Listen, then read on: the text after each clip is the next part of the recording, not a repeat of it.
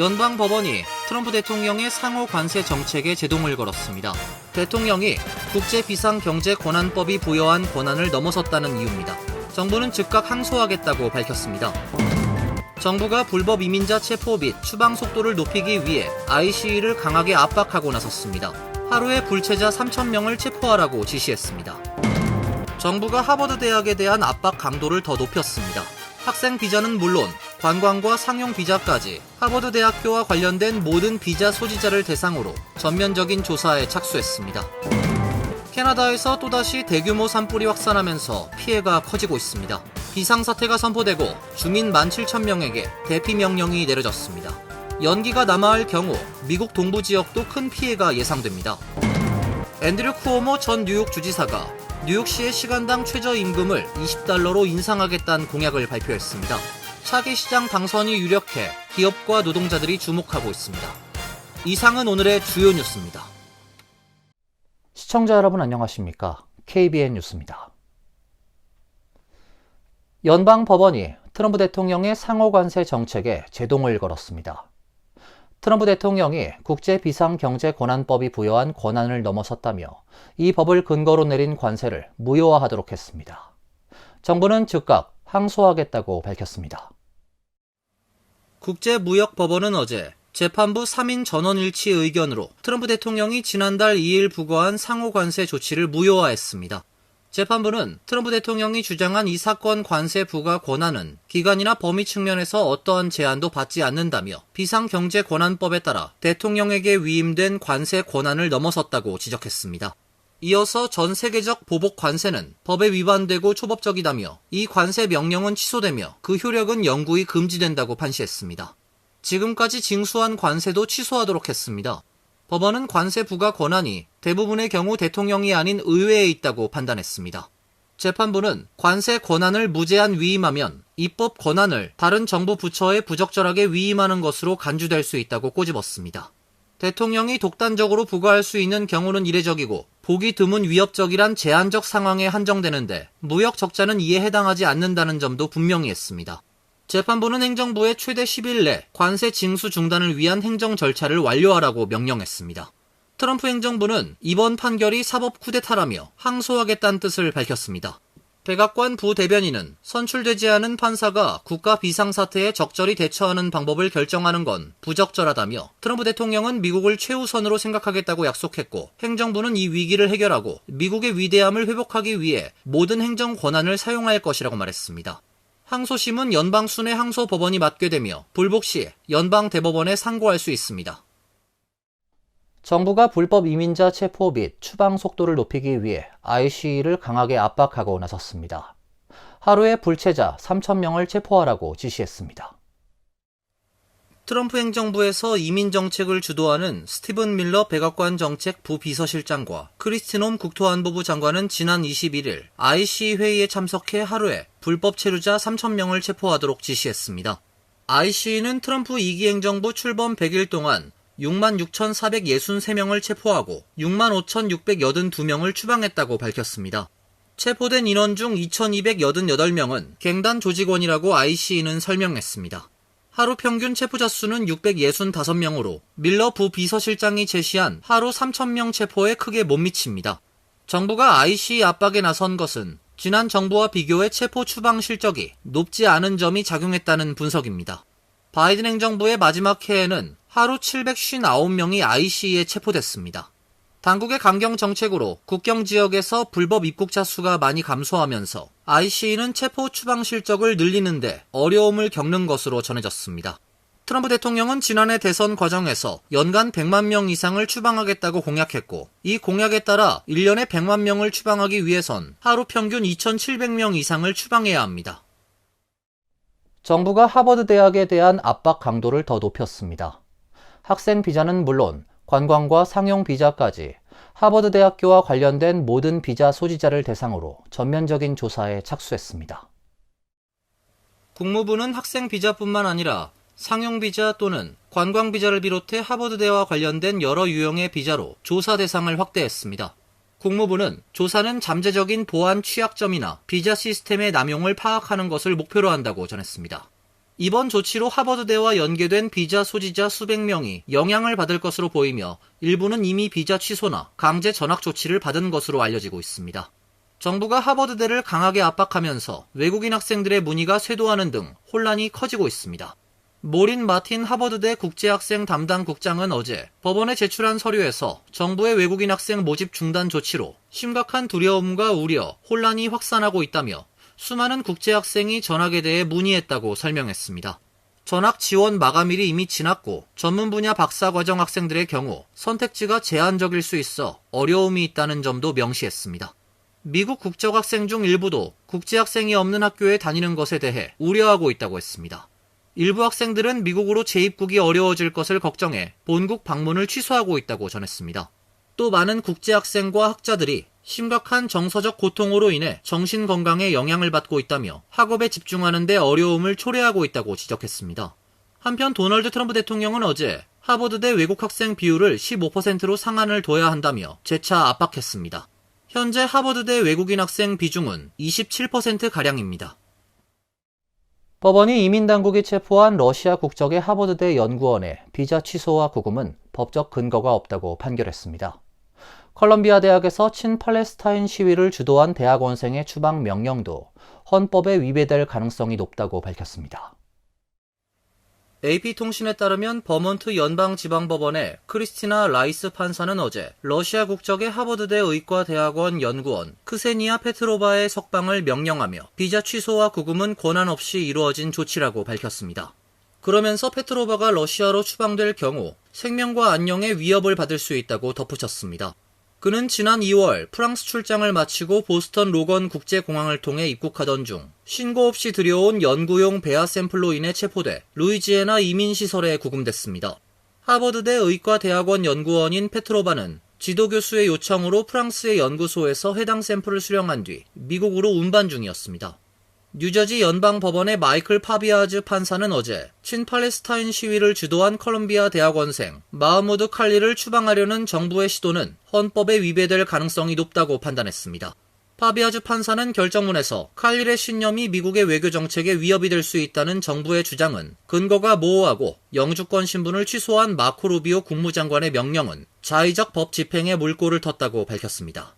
다만 과거 칼릴의 영주권 신청서에서 특정 개인정보를 제대로 공개하지 않았다는 의혹과 관련해 칼릴이 제대로 대응하지 못했다며 석방은 보류했습니다.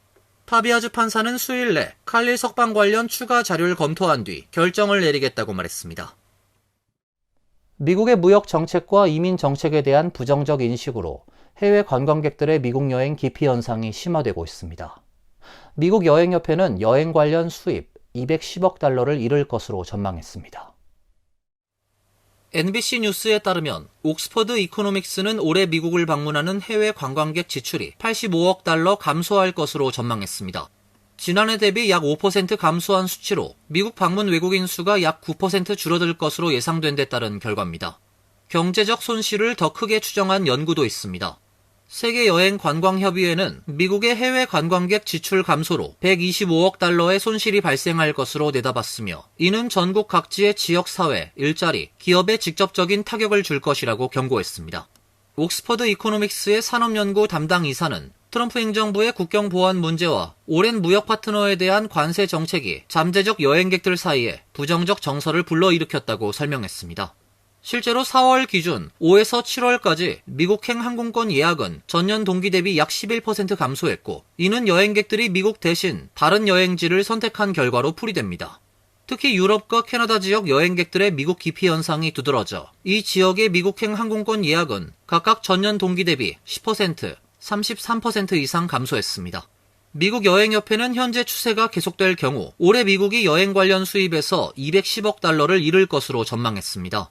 협회에 따르면 해외 방문객 지출이 1% 감소할 때마다 미국 경제는 연간 18억 달러의 수입 손실을 입게 됩니다. 봄철마다 잦은 산불에 시달려온 캐나다에서 또다시 대규모 산불이 확산하면서 피해가 커지고 있습니다. 중부 매니토바주는 비상사태가 선포되고 주민 17,000명에게 대피 명령이 내려졌습니다. 연기가 남아할 경우 또다시 미국 동부 지역도 큰 피해가 예상됩니다. 로이터 통신에 따르면 캐나다 매니토바주 와부 키뉴 총리는 어제 기자회견에서 산불 상황으로 인한 주 비상사태를 선포한다고 밝혔습니다. 매니토바주에서는 북부광산 마을, 플린플론과 원주민 마을 주민 등 약 17,000명이 대피 명령을 받았습니다. 산림이 울창한 매니토바주는 산불과 홍수 등 자연재해가 주기적으로 발생하는 지역이지만 이번처럼 대규모 산불이 곳곳에서 동시다발적으로 발생한 것은 이례적입니다. 가디언에 따르면 현재 매니토바주에 발생한 산불은 총 22개입니다. 매니토바주 산림당국에 따르면 지난 한 달 동안 이 지역에서 산림 약 20만 헥타르가 불탔는데 이는 지난 5년간 연평균 피해 규모의 3배 수준에 이릅니다. 이번 산불의 원인으론 따뜻하고 건조한 조건의 날씨가 이어졌기 때문이란 분석입니다. 현재 캐나다 전역에 발생한 산불은 총 134개로 이 중 절반은 통제 가능한 수준을 벗어나 확산 중입니다. 특히 캐나다의 석유 생산 거점 도시인 엘버타주 포트 맥머리 인근까지 산불이 근접하면서 원유와 가스 생산에 차질이 우려됩니다. 캐나다의 산불 영향으로 연기가 남아할 경우 미국 동부 지역의 피해도 예상됩니다. 지난 2023년엔 뉴욕 등 동부 지역에 대기질 경보가 내려지는 등 주민들이 큰 피해를 입었습니다. 작년에도 이맘때쯤 미네소타, 위스콘신 등 국경 지역을 중심으로 대기질 경보가 발령됐으며 소량의 연기가 제트 기류를 타고 동부 해안 지역까지 도달하기도 했습니다. 차기 뉴욕시장으로 가장 유력한 앤드류 쿠오모 전 뉴욕 주지사가 시장에 당선되면 뉴욕시의 시간당 최저임금을 $20로 인상하겠다는 공약을 발표했습니다. 쿠오모 전 주지사는 어제 맨하탄에서 열린 뉴욕시장 민주당 예비선거 유세에서 뉴욕시장에 당선될 경우 내년 1월까지 뉴욕시의 최저임금을 시간당 $20로 인상하는 방안을 추진하겠다고 밝혔습니다. 쿠오모 전 주지사는 현재 뉴욕시장 민주당 예비선거에 출마한 후보자 가운데 압도적으로 지지율 1위를 기록하고 있어 최저임금 $20 인상하는 실현 가능성이 높은 것으로 예상됩니다. 쿠오모 전 주지사는 저렴한 주택 문제 해결에 가장 좋은 방법은 임금 인상이라며 미국 내 가장 높은 최저임금에 서명한 것도 자신이었다고 강조했습니다. 쿠오모 후보는 주지사 재임 기간이었던 지난 2016년 뉴욕시 최저임금을 전국에서 가장 높은 시간당 $15로 인상한 바 있습니다. 현재 뉴욕시와 나소 카운티, 서포 카운티, 웨스트체스트 카운티의 시간당 최저임금은 $16.50로 내년 1월 $17에 도달하면 이후부턴 소비자 물가지수와 연동해 자동 인상됩니다. 이들 외 다른 지역의 최저임금은 현재 $15.50로 매년 50센트씩 인상되며 2028년 $17에 도달하면 역시 소비자 물가지수와 연동합니다. 반면 에릭 아담스 뉴욕시장은 최저임금 인상엔 부정적인 입장을 밝혔습니다. 아담스 시장은 쿠오모는 당선을 위해서라면 무엇이든 할 것이라며 쿠오모 후보의 최저임금 $20 공약에 부정적인 반응을 보였고 일부 기업들도 최저임금 인상은 뉴욕시의 경제 성장을 둔화시킬 것이라며 반대 입장을 표명하고 나섰습니다. 올 여름 휴가철을 앞두고 뉴욕 일원 공항의 지연 및 혼잡이 심화될 전망입니다. 뉴욕 뉴저지 항만청은 존 F 케네디 공항과 라과디아 공항을 이용하는 여행객들에게 여행 권고를 발령했습니다. 뉴욕 뉴저지 항만청은 JFK와 라과디아 공항 주변에서 진행 중인 공사로 도로가 폐쇄되고 우회 경로를 이용해야 하는 경우가 많아 공항 접근 시간이 지연될 가능성이 높다고 경고했습니다. 항만청은 공항에 차량을 주차할 경우엔 최소 24시간 전에 주차 공간을 예약할 것을 당부했습니다. 사전 예약을 하지 않으면 추가 요금이 부과되거나 주차 공간 부족으로 어려움을 겪을 수 있습니다. JFK 공항에선 현재 $190억 규모 재개발 프로젝트가 진행 중이기 때문에 광범위한 경로 우회와 우버, 리프트 승차 위치 변경 등이 예상됩니다. 추후 공지가 있을 때까지 1번 터미널을 지나는 JFK 익스프레스웨이는 폐쇄되며 운전자들은 공항 내 도로를 통해 우회해야 합니다. 4번 터미널 이용객의 우버 리프트 픽업 장소는 66번 주차장으로 변경됐으며 도착층에서 1에서 2분 간격으로 무료 셔틀버스가 운행됩니다. 터미널 578 이용객의 픽업 장소는 하워드 비치 주차장으로 변경됐고 여행객들은 에어트레인을 통해 해당 장소로 이동해야 합니다. 한편 유나이티드 항공이 내달 3일부터 국내선 여행객에게 출발 45분 전까지 체크인을 요구한다고 밝혔습니다. 기존 30분 전에서 15분 빨라진 셈입니다. 유나이티드 항공은 수화물 위탁 마감 시각과 일치시키고 타 항공사와의 체크인 정책을 맞추기 위한 조치라며 고객들에게 더 큰 일관성을 제공할 수 있을 것이라고 밝혔습니다. 앞서 델타 항공도 일부 공항에서 국내선 수화물 체크인 마감 시각을 45분 전으로 수정했습니다. 이어서 간추린 소식입니다. 앤디 김 연방 상원 의원이 어제 기자 간담회를 열고 트럼프 행정부가 한반도에서 미군을 대폭 감축하는 방안을 검토 중이란 보도에 대해 한국은 파트너들은 물론 의회와 깊은 협의 없이 이루어지는 어떤 실질적인 미군 감축도 반대할 것이라고 밝혔습니다. 김 의원은 트럼프 일기 때도 주한미군 감축 시도를 저지하는 데 앞장섰다며 여전히 주한미군 주둔과 지속적인 안보에 대한 초당적 지지가 강력하다고 생각한다고 강조했습니다. 김 의원은 주한미군이 단지 한국에만 이익이 아니라 미국에도 이익이라며 트럼프 대통령은 한국이 얻는 관점에서만 생각하고 있다고 지적했습니다. 그리고 한국의 차기 정부와 대화하며 우리가 어떻게 우리의 상호 안보 관계를 유지하고 강화할지에 대해 생각해야 한다고 촉구했습니다. CDC 진단 분야 전문가들이 한국질병관리청을 방문합니다. 한국질병청은 미국의 CDC 감염병 실험실 진단 분야 전문가들과 함께 국가 실험실 체계 등 진단 분야 주요 의제에 대해 논의한다고 오늘 밝혔습니다. 이번 방문은 한국과 미국 간 감염병 대응 협력을 강화하기 위한 것으로 CDC 본부 소속 전문가 5명, 동아시아 태평양 지역사무소 전문가 2명 등 총 7명의 미국 측 전문가들이 참여합니다. 양 기관은 국가 실험실 체계, 하수 감시, 유전체, 병원체 감시 및 조기 경보 시스템, 생물안전 등을 주제로 논의 후 종합상황실 및 생물안전 3등급 실험실을 방문할 예정입니다. 뉴욕 한국교육원은 오는 8월 23일 뉴저지 몽클레어 주립대학교에서 처음으로 IBT 한국어 능력 시험을 시행한다고 밝혔습니다. IBT는 웹 브라우저 기반으로 실시하는 인터넷 시험 방식으로 시간과 장소에 구애받지 않고 한국어 능력을 평가할 수 있습니다. 이번 시험은 뉴욕 한국교육원 관할 지역에서의 첫 IBT 시행으로 한국어 학습자들에게 IBT 응시 기회를 제공함은 물론 향후 뉴욕, 뉴저지 지역에 정기 시행 가능성을 검토하기 위한 시범 운영입니다.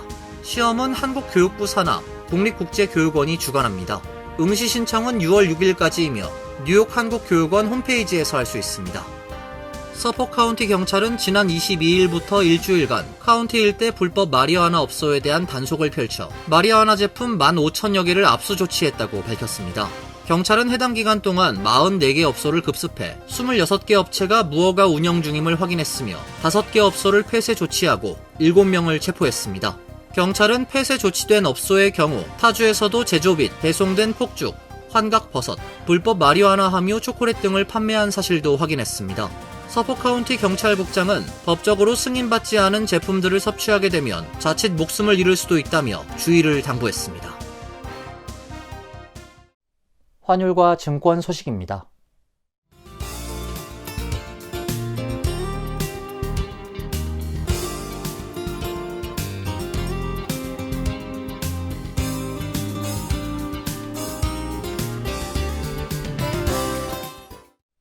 이어서 날씨입니다.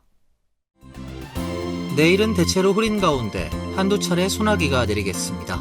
낮 최고 기온 74도, 섭씨 23도, 밤 최저 기온은 61도, 섭씨 16도로 예상됩니다. 토요일도 소나기가 내릴 가능성이 있습니다.